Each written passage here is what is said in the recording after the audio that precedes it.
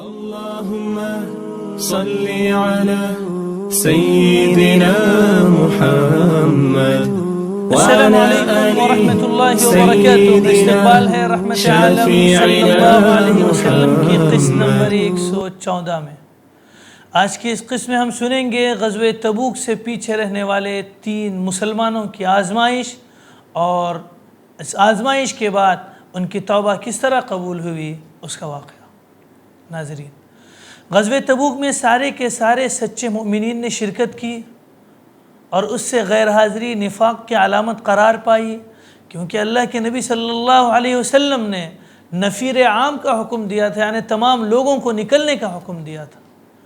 چنانچہ اس جنگ کے وقت کیفیت یہ تھی کہ اگر کوئی پیچھے رہ گیا تھا اور اس کا ذکر رسول اللہ صلی اللہ علیہ وسلم سے کیا جاتا تو آپ فرماتے کہ اسے چھوڑو، اگر اس میں خیر ہے تو اللہ اسے جلد ہی تمہارے پاس پہنچا دے گا، اور اگر ایسا نہیں ہے تو پھر اللہ نے تمہیں اس سے راحت دے دی ہے۔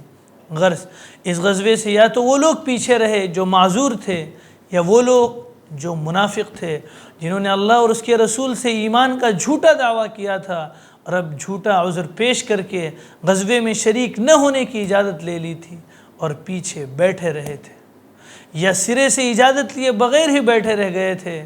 ہاں، 3 آدمی ایسے تھے جو سچے اور پکے مومن تھے اور کسی وجہ جواز کے بغیر پیچھے رہ گئے تھے۔ انہیں اللہ نے آزمائش میں ڈالا اور پھر ان کی توبہ قبول کی۔ وہ 3 صحابی، ان کے اسماء یہ ہیں: حضرت کعب بن مالک رضی اللہ عنہ، حضرت مرارہ بن ربیع رضی اللہ عنہ، حضرت ہلال بن امیہ رضی اللہ عنہ۔ ان حضرات کا شمار صاحب ثروت لوگوں میں ہوتا تھا، مالدار لوگوں میں ہوتا تھا۔ ان کا خیال تھا کہ سواری کے لیے ایک اونٹ خریدیں گے، یا اونٹ تو ہے ہی، چند دنوں میں حضور صلی اللہ علیہ وسلم کے ساتھ لشکر میں شامل ہو جائیں گے۔ یہ تمام حضرات اسی کشمکش اور شش و پنج میں مبتلا تھے کہ آج چلتے ہیں، کل چلتے ہیں۔ جب زیادہ دن گزر گئے تو یہ سوچ غالب آ گئی کہ اب تو روانگی میں غیر معمولی تاخیر ہو چکی ہے، یعنی اب تو نکلنا ہے تو بہت تاخیر ہو چکی ہے، ممکن ہے وہ اسلامی لشکر میں شامل ہی نہ ہو سکیں۔ اسی ادھیڑ بن میں سفر جہاد پر روانہ نہ ہو سکے۔ جب مدینے میں گھر سے باہر نکلتے تو سوائے ضعیفوں اور منافقین کے انہیں کوئی نظر نہ آتا۔ ناظرین، حضرت کعب رضی اللہ عنہ بھی اپنا واقعہ اس کے آگے کچھ یوں بیان کرتے ہیں: جب رسول اللہ صلی اللہ علیہ وسلم تبوک پہنچ چکے تو مجھے یاد فرمایا اور پوچھا، کعب بن مالک کیا کر رہا ہے؟ تو بنی اسلم کے ایک شخص نے عرض کیا، یا رسول اللہ صلی اللہ علیہ وسلم، اس کو خوشائشی اور آرام طلبی نے مدینے ہی میں روک لیا ہے۔ تو معاذ بن جبل رضی اللہ عنہ نے کہا، تم نے غلط خیال قائم کیا ہے یا رسول اللہ صلی اللہ علیہ وسلم، اس میں تو بھلائی اور نیکی کے سوا کچھ نہیں۔ رسول اللہ صلی اللہ علیہ وسلم یہ سن کر خاموش رہے۔ آگے حضرت کعب رضی اللہ عنہ بیان کرتے ہیں کہ جب تبوک سے حضور صلی اللہ علیہ وسلم کی واپسی کی خبر ملی تو ندامت و شرمندگی کے مارے ہم میں سے ہر ایک کو یہی خیال ہر وقت دامنگیر رہنے لگا کہ حضور صلی اللہ علیہ وسلم کو کیا منہ دکھائیں گے۔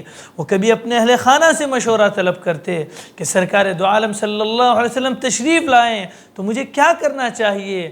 کبھی ذہن میں خیال ابھرتا کہ کوئی نہ کوئی بہانہ بنا لیں گے۔ پھر ہم میں سے ہر ایک نے یہ فیصلہ کر لیا کہ نتائج خواہ کچھ بھی ہوں، حضور صلی اللہ علیہ وسلم کی بارگاہ میں سچ کے سوا کچھ نہیں کہیں گے، کیونکہ وہ جانتے تھے کہ حضور نبی اکرم صلی اللہ علیہ وسلم سے کوئی چیز مخفی نہیں رہ سکتی۔ اللہ تبارک و تعالیٰ انہیں وحی کے ذریعے بھی خبر کر سکتا ہے۔ تبوک سے واپسی پر جب حضور صلی اللہ علیہ وسلم مسجد میں ٹھہرے تو وہاں پیچھے رہ جانے والے لوگ بھی اکٹھا ہو گئے۔ ان میں ہر کوئی قسمیں کھا کھا کر کوئی نہ کوئی عذر پیش کر رہا تھا۔ کل 80 افراد تھے جو جنگ میں شرکت نہ کرنے کا عذر بتا رہے تھے۔ حضور صلی اللہ علیہ وسلم نے ان کی ظاہری قسموں پر اعتبار کر کے درگزر سے کام لیا۔ حضرت کعب رضی اللہ عنہ کی جب باری آئی تو کہتے ہیں، میں نے حضور صلی اللہ علیہ وسلم نے جب مجھے دیکھا تو معنی خیز تبسم فرمایا۔ اللہ کے نبی صلی اللہ علیہ وسلم کے چہرے پر مسکراہٹ ظاہر ہوئی، جس سے ناگواری اور ناراضگی جھلک رہی تھی۔ سید المرسلین صلی اللہ علیہ وسلم نے پوچھا تمہیں کس بات نے پیچھے رکھا؟ کیا تم نے سواری نہیں خریدی تھی؟ عرض کیا یا رسول اللہ اگر میرا معاملہ کسی دنیا دار سے ہوتا تو میں بھی کوئی بہانہ بنا کر چھوٹ جاتا، لیکن میرا معاملہ اللہ کے رسول صلی اللہ علیہ وسلم کے ساتھ ہے، لہٰذا سچ بیان کروں گا۔ آقا اللہ کے نبی صلی اللہ علیہ وسلم سچی بات یہ ہے، حضرت کعب رضی اللہ عنہ کہنے لگے سچی بات یہ ہے کہ میں آسودہ حال تھا، کوئی عذر اور بہانہ نہیں، بس غفلت کا شکار ہو گیا۔ حضور صلی اللہ علیہ وسلم نے فرمایا تو نے سچ کہا، اس لیے اب انتظار کر یہاں تک کہ اللہ تعالیٰ تیرے بارے میں کوئی فیصلہ کر دے۔ فرماتے ہیں حضرت کعب رضی اللہ عنہ میں محفل سے اٹھا تو بنی سلمہ کے چند آدمی اٹھ کر میرے ساتھ باہر آئے اور مجھے ملامت کرنے لگے، حتیٰ کہ میں نے سوچا کہ واپس جا کر اپنا بیان بدل دوں کہ مجھے حضرت معاذ ابن سہیل رضی اللہ عنہ، حضرت ابو قتادہ رضی اللہ عنہ نظر آئے۔ انہوں نے میری ہمت باندھی کہ سچ پر قائم رہو، اللہ تمہارے لیے کشادگی کی کوئی نہ کوئی راہ پیدا کر دے گا۔ اسی طرح حضرت ہلال ابن امیہ رضی اللہ عنہ اور مرارہ بن ربیع رضی اللہ عنہ کا بھی یہی معاملہ رہا کہ انہوں نے بھی اللہ کے نبی صلی اللہ علیہ وسلم کے سامنے سچ بات کہی اور اللہ کے نبی صلی اللہ علیہ وسلم نے انہیں وہی جواب دیا۔ ناظرین بالآخر وہ ہولناک گھڑی آ گئی کہ رسول اللہ صلی اللہ علیہ وسلم نے لوگوں کو ان تینوں سے بات کرنے کی ممانعت فرما دی۔ چنانچہ سب نے کنارہ کشی اختیار کر لی اور بالکل بدل گئے، حتیٰ کہ ان تینوں کی نگاہ میں زمین و آسمان بدل گئے۔ انہیں ایسا لگنے لگا کہ وہ زمین ہی نہیں ہے جو پہلے تھی۔ اسی حال میں 50 دن گزرے۔ جہاں تک مرارہ بن ربیع اور ہلال بن امیہ کا تعلق ہے، وہ دونوں تھک ہار کے اپنے گھر بیٹھے رہے اور روتے رہے۔ کعب بن مالک رضی اللہ عنہ ان سب سے زیادہ جوان اور طاقتور تھے، وہ باہر نکلتے تھے، مسلمانوں کے ساتھ نماز پڑھتے تھے، بازاروں میں بھی آتے جاتے تھے، لیکن کوئی شخص ان سے گفتگو کرنے کے لیے تیار نہ تھا۔ اسی حالت کو حضرت کعب رضی اللہ عنہ یوں بیان کرتے ہیں کہ لوگ ہم سے اجتناب کرنے لگے، دور رہنے لگے۔ میں ہمت کر کے بازار میں جاتا، مسجد میں نماز پڑھتا، لوگوں کو سلام کہتا، لیکن کوئی جواب نہ دیتا۔ ناظرین لیکن ان تمام باتوں نے محبت اور وفاداری کے اس رشتے پر کوئی اثر نہیں ڈالا جو ان کے اور رسول اللہ صلی اللہ علیہ وسلم کے درمیان قائم تھا۔ اس سے رسول اللہ صلی اللہ علیہ وسلم کی وہ شفقت بھی کم نہ ہو سکی جو ان کی حال پر تھی، بلکہ اس امتحان نے ان کی اس محبت کو اور بڑھایا، جسے حضرت کعب رضی اللہ عنہ اپنے قصے میں یوں بیان کرتے ہیں کہ میں حضور صلی اللہ علیہ وسلم کو سلام کرتا تو وہ منہ پھیر لیتے، جب میں نماز میں متوجہ ہو جاتا تو حضور صلی اللہ علیہ وسلم مجھے دیکھتے، لیکن جب میں دیکھتا تو اعراض فرماتے۔ اسی طرح ایک دن میں اپنے چچزاد اور بچپن کے دوست ابو قتادہ رضی اللہ عنہ کی دیوار پر چڑھ کر بڑے رنج اور کرب سے کہنے لگا کہ تم میرے سلام کا جواب کیوں نہیں دیتے؟ تم مجھے بچپن سے جانتے ہو، میں منافق نہیں، اللہ اور اس کے رسول صلی اللہ علیہ وسلم سے محبت کرتا ہوں۔ میں نے جملہ 3 بار دہرایا تو اس نے صرف اتنا کہا کہ اللہ اور اس کا رسول صلی اللہ علیہ وسلم بہتر جانتے ہیں۔ یہ جواب سن کر میری آنکھوں سے آنسو روا ہو گئے اور بھوجل دل کے ساتھ واپس لوٹ آیا۔ غرض دنیا ان کے لیے بدل گئی اور ان تینوں صحابہ کرام رضی اللہ عنہم کڑی آزمائش اور امتحان کے کڑے مرحلے سے گزرے، لیکن زبان سے اف تک نہ کی۔ جب اس سوشل بائیکاٹ کے پہاڑ جیسے 40 دن گزر گئے تو بارگاہ نبوی سے حکم صادر ہوا کہ اپنی بیویوں سے بھی علیحدہ ہو جاؤ۔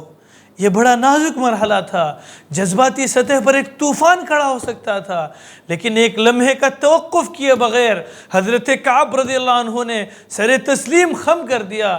حضرت کعب رضی اللہ عنہ فرماتے ہیں کہ میں نے پوچھا کیا طلاق دے دوں؟ بتایا گیا کہ نہیں، صرف وقتی طور پر علیحدگی اختیار کر لو۔ یہ حکم ملتے ہی میں نے اپنی بیوی کو اس کے میکے بھیج دیا۔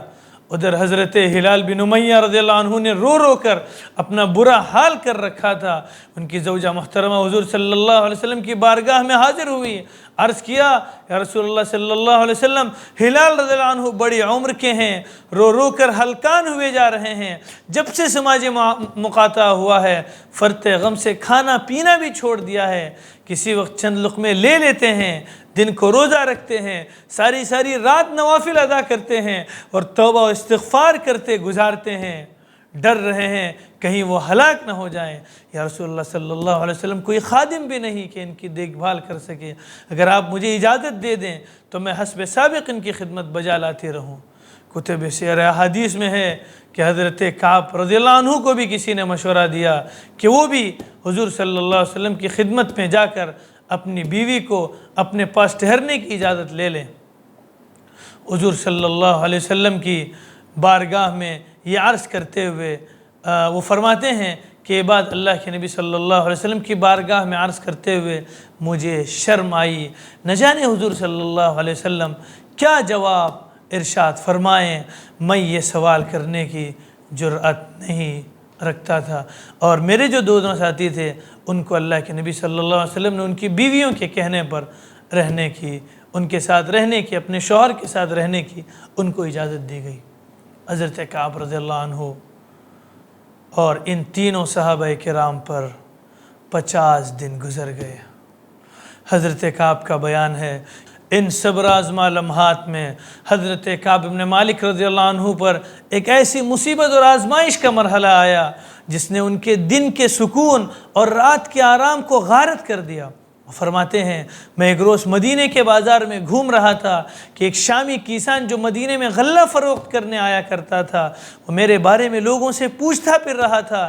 کسی نے اشارے سے میرا پتہ بتا دیا تو میرے پاس آ گیا، اس نے مجھے شاہ غسان کا ریشمی غلاف میں ملفوظ ایک خط پیش کیا، اس میں جو کچھ لکھا تھا وہ اس طرح تھا، اما بعد مجھے اطلاع پہنچی کہ تیرا صاحب، اس سے مراد حضور نبی اکرم صلی اللہ علیہ وسلم سے تھے، تجھ سے ناراض ہیں، یعنی تیرا صاحب حضور صلی اللہ علیہ وسلم تجھ سے ناراض ہیں، اللہ تعالیٰ نے تمہیں ذلت اور رسوائی اور ضائع ہونے کے لیے پیدا نہیں کیا، ہمارے پاس چلے آؤ، ہم تم سے بہتر سلوک کریں گے۔ حضرت کعب بن مالک رضی اللہ عنہ فرماتے ہیں کہ شاہی مکتوب پڑھنے کے بعد میں نے اپنے آپ سے کہا یہ پہلے سے بھی زیادہ کڑی آزمائش ہے، افسوس کہ میرے ایمان پر حملہ کرنے کے لیے ایک مشرک بادشاہ بھی مجھ پر ڈورے ڈالنے لگا ہے۔ میں نے اس کا خط پھاڑ کر تنور میں پھینک دیا اور اس کی مذموم پیشکش کو پائے حقارت سے ٹھکرا دیا۔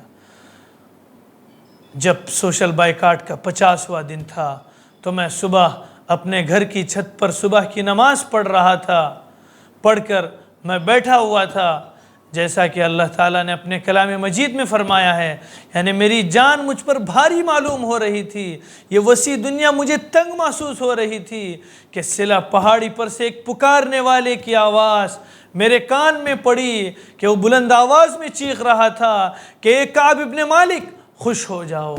یہ سنتے ہی میں سجدے میں گر پڑا اور سمجھ گیا کہ اللہ نے میری توبہ قبول کر لی۔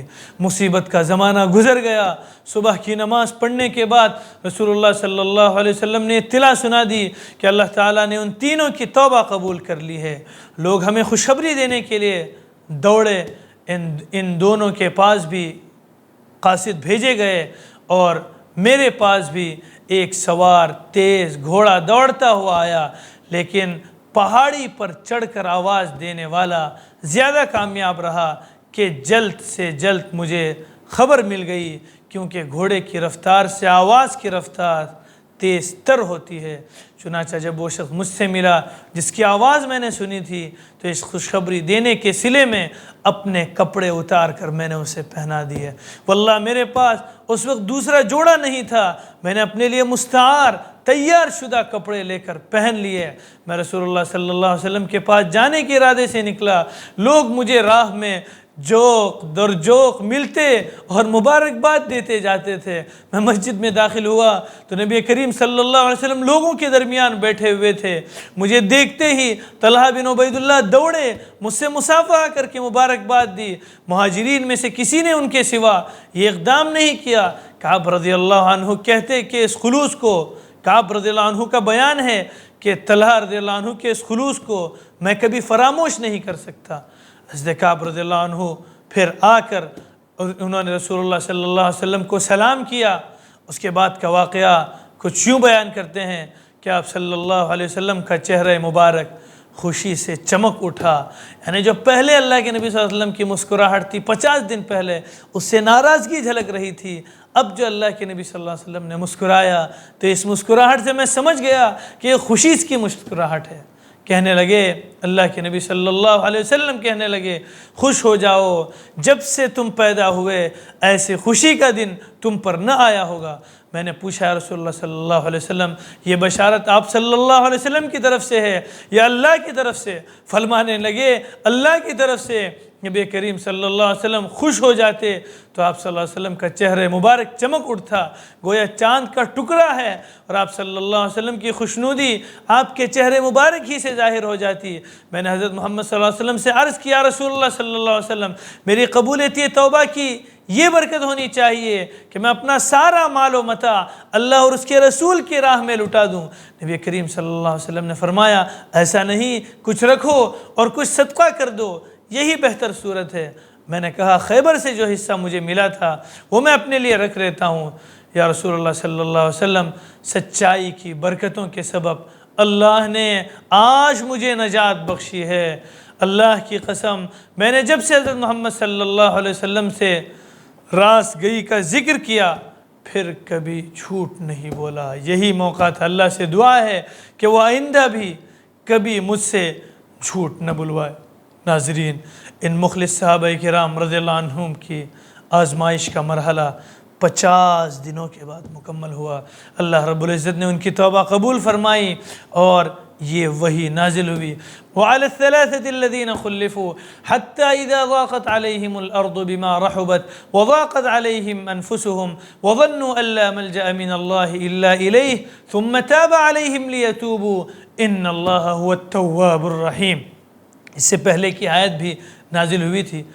اس جو آیت میں نے ابھی آپ کے سامنے پیش کی اس کا ترجمہ یہ ہے کہ اور ان تینوں پر بھی توجہ فرمائی جن کا معاملہ ملتوی چھوڑ دیا گیا تھا، یہاں تک کہ جب زمین ان پر باوجود اپنی فراخی کے تنگی کرنے لگی، وہ خود اپنی جانوں سے تنگ آ گئے اور انہوں نے سمجھ لیا کہ اللہ سے کہیں پناہ نہیں مل سکتی بجز اسی کی طرف کے، پھر اللہ نے ان پر رحمت سے توجہ فرمائی تاکہ وہ رجوع کرتے رہا کریں۔ بے شک اللہ بڑا توبہ قبول کرنے والا، بڑا رحمت والا ہے۔ ناظرین، تو یہ تھا ان کی آزمائش اور توبے کا واقعہ۔ اس قسم میں ہمیں اس صحابی کا بھی واقعہ سننا تھا جن کا انتقال غزوہ تبوک کے موقع پر ہوا اور جن کی تدفین کا منظر دیکھ کر صحابی رشک کرنے لگے کہ کاش اس کی جگہ مجھے دفن کیا جاتا۔ اس کا واقعہ انشاءاللہ علیحدہ ہی یوٹیوب چینل پر نشر کیا جائے گا۔ والسلام علیکم ورحمۃ اللہ وبرکاتہ۔ اللهم صل على سيدنا محمد وعلى آل سيدنا شفيعنا محمد